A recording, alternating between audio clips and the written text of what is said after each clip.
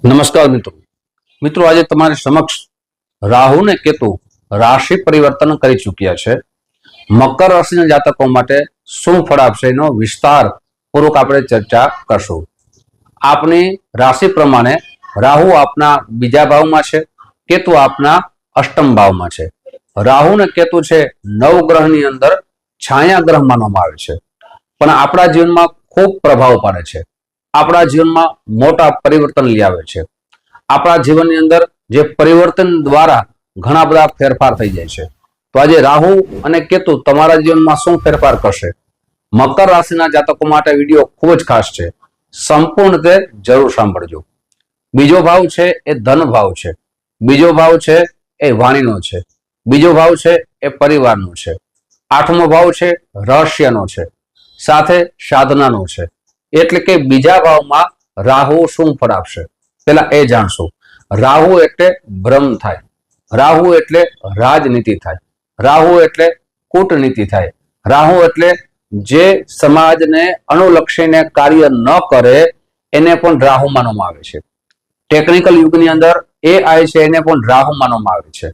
એટલે કે હવે મકર રાશિના જાતકો માટે શું લાભ થવાનો છે, શું સાવધાની રાખવાની છે અને શું ઉપાય કરવા જોઈએ, વિશેષ ચર્ચા ચાલુ કરીએ. પણ તે પહેલા એક નમ્ર પ્રાર્થના છે, મારા નવા મિત્રો આ વિડીયો જોઈ રહ્યા છો, મિત્રો આ તમને વિડીયો ગમે તો જરૂર લાઈક કરજો, શેર કરજો. સાથે મિત્રો તમારી કઈ રાશિ છે અને તમે કયા શહેરમાંથી વિડીયો જોઈ રહ્યા છો એ પણ જરૂર લખજો. મિત્રો હવે શરૂઆત કરીએ આપણે રાહુ અને કેતુની. અને જે પણ ચર્ચા કરીએ છીએ મિત્રો એ ચંદ્ર રાશિના આધાર ઉપર કરીએ છીએ. આપણે આપણી જન્મકુંડળી વિશે જાણવું હોય, આપણી જન્મકુંડળીમાં કયા ગ્રહો અશુભ બને છે, કયા ગ્રહો શુભ બને છે એ જાણવું હોય તો નંબર દેવામાં આવ્યા છે. આ નંબરમાં આપ સંપર્ક સાધી શકો છો. સંપર્ક કરવાનો સમય સવારે 10 વાગ્યાથી લઈ બપોરના 1 વાગ્યા સુધી છે, સાંજે 5 વાગ્યાથી લઈ રાત્રે 9 વાગ્યા સુધી છે. મિત્રો હવે રાહુ છે આપના જીવનમાં લાભ પણ આપશે. સૌથી પહેલા તો ધનની આપના જીવનમાં બચત કરાવશે. આપ જે મહેનત કરતા હતા પણ ધન બચત કરી ના શકતા હતા, બેંક બેલેન્સ કરી ના શકતા હતા, એ રાહુ આપશે. પણ આપણે સાવધાની કઈ વાતની રાખવાની છે, આપણી વાણી દ્વારા આપણા પરિવારમાં વિવાદ ન થાય, આપણી વાણી દ્વારા આપણા બિઝનેસમાં નુકસાન ન થાય તેની સાવધાની રાખવી ખૂબ જરૂરી છે. સાથે પરિવારમાં નાની બાબતમાં ઝઘડા ન થાય, નાની બાબતમાં આપણો ઝઘડો વધી ન જાય તેની સાવધાની રાખવી ખૂબ જરૂરી છે. સાથે મિત્રો રાહુ છે એ ભ્રમ ઉત્પન્ન કરે છે, રાહુ છે શંકા ઉત્પન્ન કરે છે.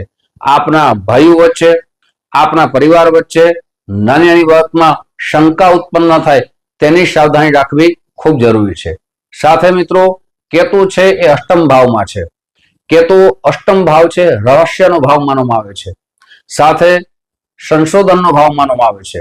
તમારા બિઝનેસની અંદર આપ નવું સંશોધન કરશો, નવું સાહસ કરશો અને સંશોધનથી આપના જીવનમાં લાભ પણ થશે.